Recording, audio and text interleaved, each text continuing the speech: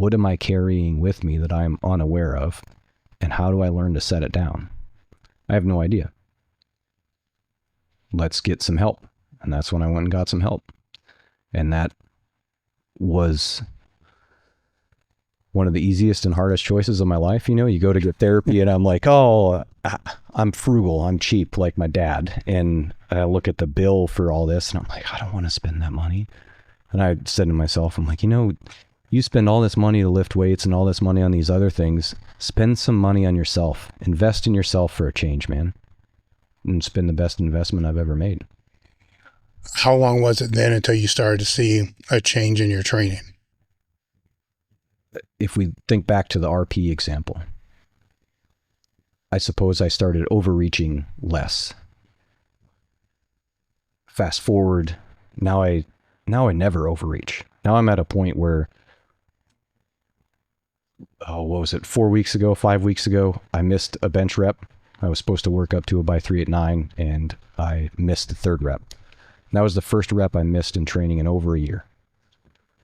Because I know when I get to that point, like just rack it. If I'm supposed to go to a by 389 and I get to rep 2 and I know that third rep's not going, I'm just not going to do it. I'm just going to put the bar back in the rack. That missed rep doesn't help and serve me in any way, so I'm just not going to do it. So it's just like it gets better and better and better kind of a thing. So the initial changes were basically unconscious, but at what point, because there had to be a point where you're like, oh, wait a minute, this is definitely making a difference in the training. Oh, I think back to that abs pro meet that I mentioned earlier, that was one of the points that was like, wow, this is really solidified and real in a way that I hadn't quite realized it yet, because here I go have that meet. I probably shouldn't even have done the meet because I was dealing with a chronic nagging low grade like hip injury. But here I get this opportunity to go to abs pro. It's kind of a big deal. And I get to go to Ireland. Like, let's go. So I take the opportunity anyway, and I go over there and have arguably the worst meet of my powerlifting career. Go 5 for 9. I almost bombed on bench. But I get done and I'm like, oh, I'm okay. And I was still good. So it's like, it becomes this thing of like, I'm no longer taking the outcome personally. I can use it as an objective data point to see if the inputs are correct. But when the outcome happens, I'm not going, oh no, poor me, mm-hmm. or oh, look at me, yay, I'm good. It doesn't matter. Same with like winning the Masters World Championship this year. Was cool. It's fun. Yes, winning is fun. It's more fun than losing. And like, duh. Yeah, nobody's going to disagree with that. Right? But at the same time, the second I got off the podium, I was like, all right, next. Let's keep going. You know, I'm going to hang out and go on vacation with the family here afterwards, but next. Like, I'm not done. I'm going to keep going. And I wasn't like, I didn't feel this inflated sense of self. I didn't go, oh, hey, everybody, you pay attention to me. No, it doesn't matter, because that's not the thing that defines me. What defines me a lot of times are the things that people don't always see. And that's the thing I think a lot of people forget in sport, is,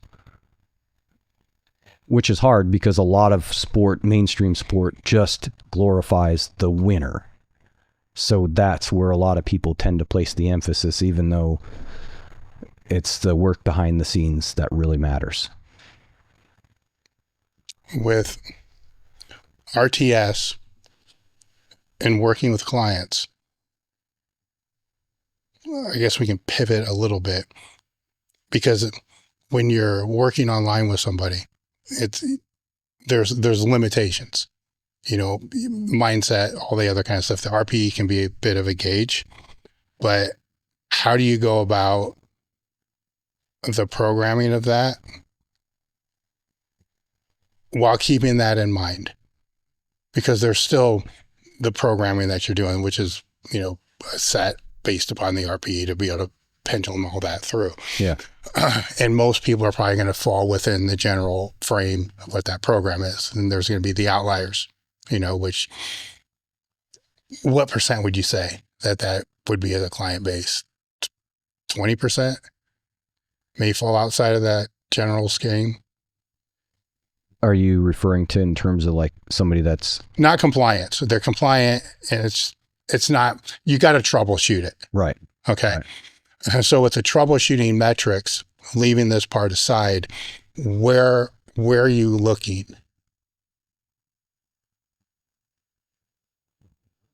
I'm not sure that I quite. All right. So where are you going? you have a block of training that they're going through, and it could be underreaching, it could be overreaching, but they're not hitting where you want them to be, and you have all the metrics in there. Maybe we should step back and talk about the metrics that you guys use to auto-regulate the training, because I'm assuming that they've listened to the Mike's podcast and kind of know what's going on. So let's step back a little bit and talk a little bit more about the RTS training. Okay. So how would you elaborate that in a way that won't take 3 hours to elaborate?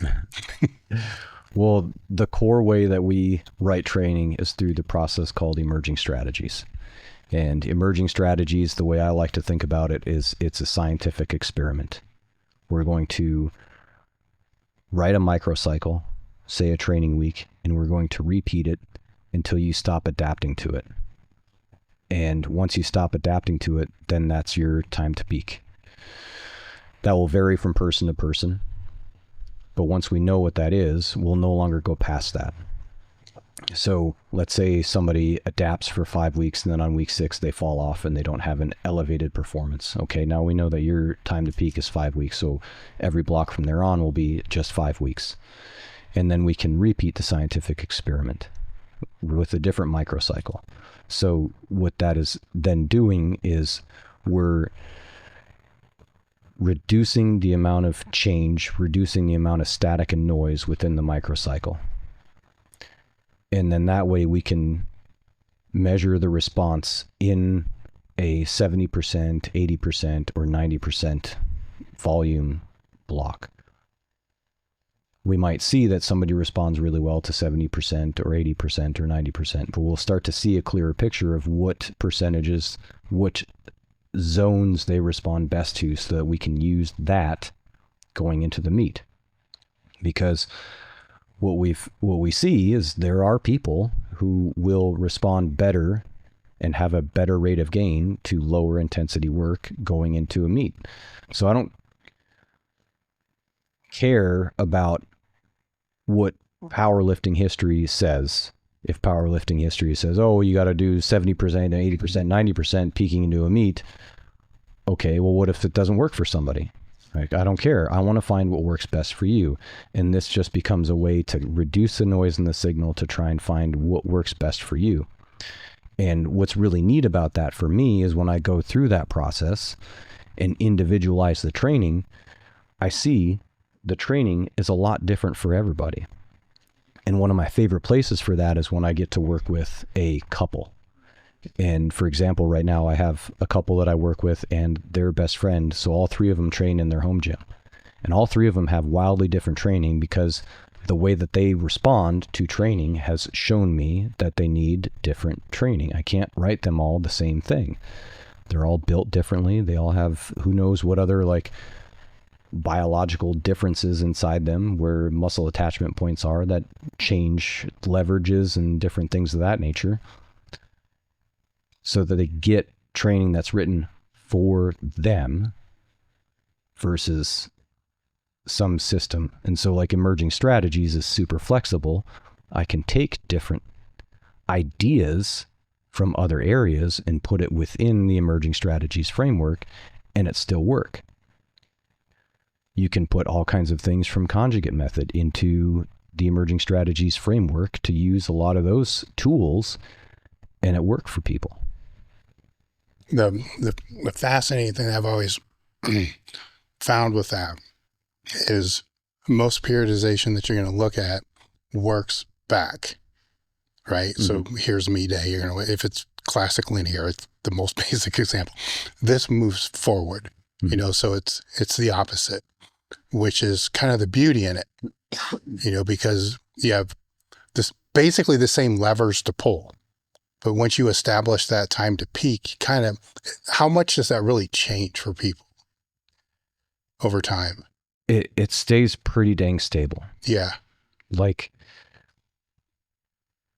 when Mike first started creating this for powerlifting, because he learned it, I forget, drawing a blank on where he first started learning the concepts, but it wasn't necessarily within the powerlifting world. And if I recall correctly, I was the third person that he put on it.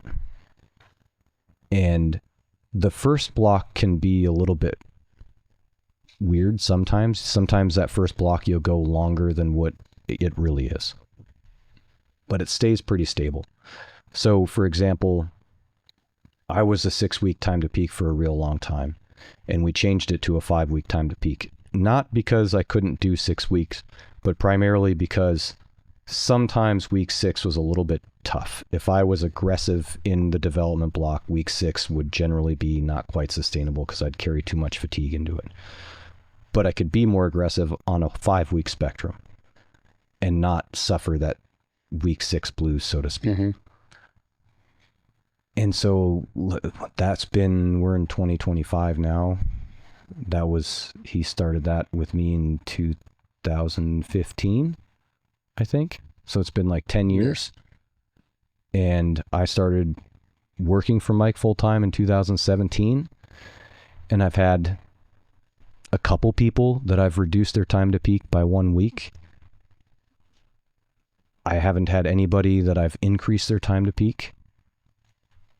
But to have been applying that for nearly just a little under 10 years and only have reduced a handful of people by a week, it's pretty stable and pretty trustworthy. How have the other metrics evolved over time? Well, the biggest one would be the stress index. Stress index would be what Mike started to create as a way to quantify the training load. You know, you have volume, relative volume, intensity, frequency, all that stuff.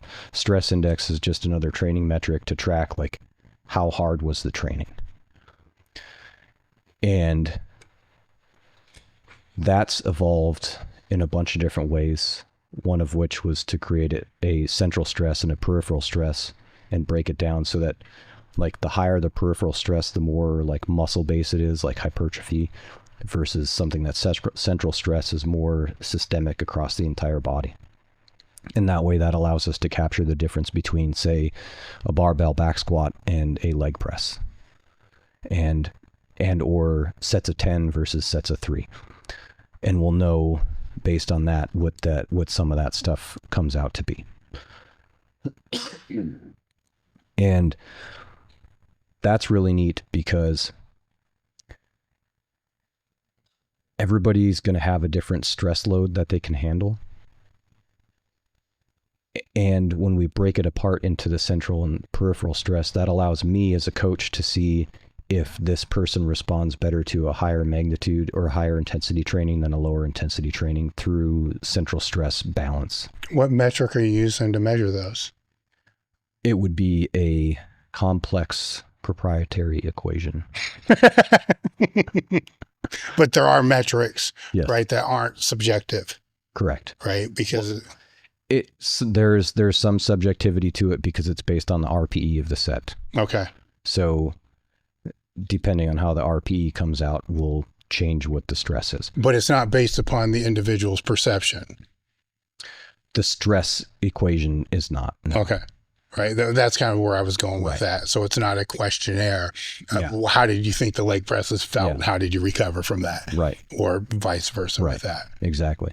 And then too, like, I can look at it from here's my theoretical stress that I wrote and here's the actual stress that came out of it. Mm-hmm. You know, and then I can know, like, well, if I wrote it as a 25 stress index and it's coming out a 40, like, what are you doing? Mm-hmm. Like, what in the world are you doing? You know, and I can look through the training and see, overreach. Hey, slow down. This isn't going to work. Now, if they're in that state, how long does it take for them to come out of that state, that overreach state? Oh, that would depend wildly on. Yeah. But in general, because a lot of people will think they're going to be able to come out of that state within a day or two. Oh, yeah. No, I think if we look at it from a time to peak standpoint, and your time to peak is 5 weeks, generally speaking, we can pivot and deload in a week. Okay. And be back into development work. The longer your time to peak is, the longer your pivot needs to be. That was another reason why we shortened my 6-week time to peak to 5 weeks, because a general rule of thumb is 1/3 the development block length. And usually error on the side of less. So that's why it was 5 and 1. If it was 6, then it would be 2 weeks. And I just mentally had a really hard time with 2 weeks of pivot, because usually in the pivot, it's a little bit different than a deload. It's not just a volume reduction. It's also, we're training a lot of alternate stance movements. We're training the neglected muscle groups. We're training different energy systems. So it's pretty different. And that's the pivot. It's pivoting you into, we want to reduce fatigue and hit some neglected systems and pivot you into the next stimulus. And it's one of those things, I understand it. I see it as necessary. I get it. And I still don't like it. Well, yeah, because you're doing things that you're not used to. Yeah. Now, the trick with that pivot, though, is you got to be careful not to introduce stimulus that's going to create more overreaching. Correct. Because it's going to be, for some, it could be very foreign if you're just throwing in shit they haven't been doing before. Yeah. So it's, elaborate on that so people kind of understand more of what it is. So with that pivot, it's not this host of things they haven't been doing for 5 years. It might be at first. Well, yeah. Right. Yeah. If it's a new to me client, I might be asking them to do things that they've never done before. Yeah. If you're like deadlift, for example, we do alternate stance movements in the pivot, unless there's some like physical consideration that says, no, we can't do that. So as a conventional deadlifter in pivots, I pull sumo. And it's not a problem for me. But at the same time, if somebody's never pulled sumo, like I've had lifters sign up that they've never pulled sumo, and the first pivot they got to pull sumo. Well, how do I pull sumo? I'm like, okay, well, we got some learning to do, and that's fine. It's okay. So there's some novelty in that. We might have some exercises that we need to learn how to do. But what we see is that a lot of times that... Wouldn't that reduce the load even more so, though? Which would make it kind of actually better? Well, the bigger thing that drives the load reduction in a pivot is we're going to do a lot more higher rep work than lower rep work. Yeah. Right. So generally speaking, sets of 10... Because again, we're wanting to get in neglected muscle groups and systems. So we're trying to get some of that stuff in. And yes, that will also drive a load reduction, or a magnitude of load reduction and intensity reduction. Ish. Like sumo, I have a weird sumo. By 10 at 8, I can do like... by 10 at 8 makes my sumo E1RM look really good and makes me want to pull sumo. And then I go to pull sumo with intensity and it doesn't work. It's like my by 10 at 8 E1RM compared to what my actual E1RM is like a 50 kilo difference. That's probably why you don't pull sumo. Yeah.